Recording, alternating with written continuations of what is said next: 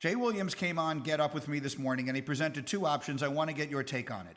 If, and it's a big if, but if James Harden wound up being traded to Philadelphia for Ben Simmons, which is what Jay Will suggested, give me your read. Give me Joel Embiid, James Harden, Tobias Harris, and what they have there with Doc Rivers as coach. What is that team?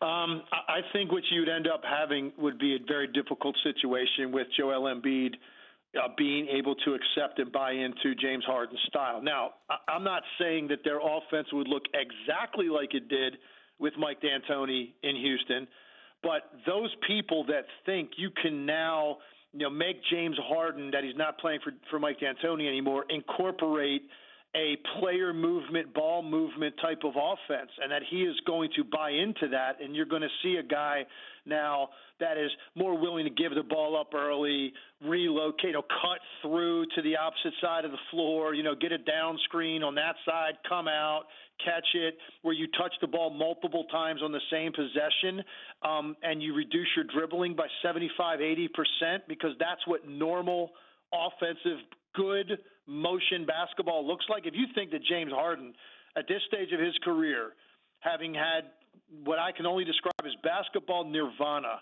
for him in that style in Houston, buy into something like that, it's not going to happen. So I think you'd have a guy in Joel Embiid who also has issues, by the way, with the way that he plays offensively. I think it's more related to conditioning than anything else. You'd have a guy now, a big, that I think that, at times they would be overwhelming because of the two-man game you could run with those two guys. But those other possessions, when James Harden is ISOing and getting into his thing, because that's the way he plays, I think you'd have eventually, and it wouldn't take that long to get there, a very frustrated Joel Embiid. Okay, so you don't like the fit of it on that side. The one other way I looked at it was Simmons and Embiid, we have said for years, you and I have had this conversation, they just obviously don't seem to be a good fit together, and having him go someplace where they are going to rebuild and build a team around him might work out well for him. The other one that Jay Will brought up was Russell Westbrook, possibly to the Knicks, that he might be the one superstar who wants to go to the Knicks, because Lord knows they've been desperate to find one forever and they just haven't been able to do it. The Knicks have a bunch of expiring contracts that might be attractive to a Houston team that was trying to rebuild. Do you buy it? Could you see Russell Westbrook with the Knicks, and what do you think they could put together around him there?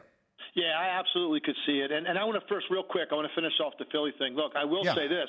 A James Harden, Joel Embiid pairing makes Philadelphia much more of a legitimate contender than Ben Simmons and Joel Embiid together. I want to make that clear, because James Harden checks off the box that Philadelphia doesn't have right now, Greeny, which is a star player that can score from anywhere on the floor. Like, those are the teams that win championships. You've got to have a guy like that on your roster. That's not Ben Simmons, obviously, and that's not Joel Embiid. That is James Harden.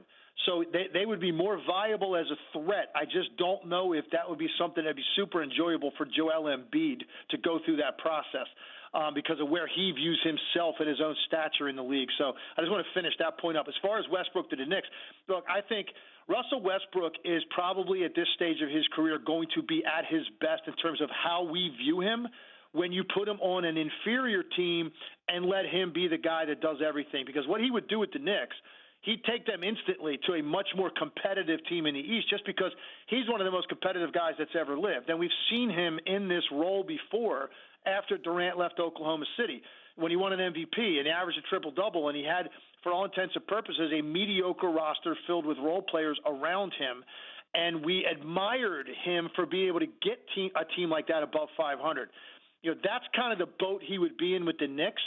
And I think that might be the best lane for him. But make no mistake, there is no way that, in my opinion, if Russell Westbrook is your best player, you're not going to contend for anything.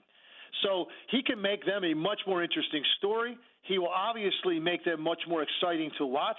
His competitive will alone can take a group of role players around him and maybe get them in that spot where they're fighting for teams like Charlotte, Washington, Orlando, and teams like that for the 8th spot in the Eastern Conference. That wouldn't shock me, but I don't think we could go beyond that. And I don't think you can pair up another star really with him. I just don't think that that's something that's going to work because of how he wants to play and still views himself in this league. And he actually had, Greeny, I think maybe the best year he has had in this league offensively this past season with James Harden individually. So it wouldn't be as efficient in New York. But I do think that team would be much more relevant, although I don't think they'd be a long way from being a contender in the Eastern Conference. Yeah, that's for sure. My final question to you on this would be, sometimes I put myself into these situations, which is a ridiculous thing to do because a person with my mentality could never have become Russell Westbrook or James Harden. But I feel like if I were in their shoes, having made all the money you could ever possibly make and accomplished all the things they've accomplished, they're both going to the Hall of Fame. They've both put up numbers that are legendary. Harden's offensive numbers are legendary. Westbrook with his triple-doubles are legendary. The only thing that's missing is winning. And I feel like I would be trying very hard to figure out how I could adapt my game into a place where I'd have the best chance to win. And it sounds to me like you're saying, well, Westbrook, the way he wants to play, he's better off by himself. And Harden, the way he wants to play, Embiid wouldn't like it. Do you follow what I'm doing? I'm not asking you a very good question, but I'm struggling. And here's the difference, how I would describe the two players. I think with Russell Westbrook, he genuinely just has so much more faith and confidence in himself than anybody he plays with that it gets him in trouble. I really genuinely think it comes from that place with Russell Westbrook, where he will tend to try to do things that defy physics at times on a basketball court. And that's why you'll see, some of these, really bad turnovers, bad shot selection, because he genuinely believes that that's his team's best chance is with him doing that. There's no denying that guy leaves skin on the floor every single night. He is a guy that, you admire as a teammate in terms of his competitive will and showing up every single night with the same tempo, pace, desire. But he gets in trouble because I just think he doesn't have as much confidence or faith in anybody else on the floor besides himself. Thanks for watching ESPN on YouTube. For live streaming sports and premium content, subscribe to ESPN+.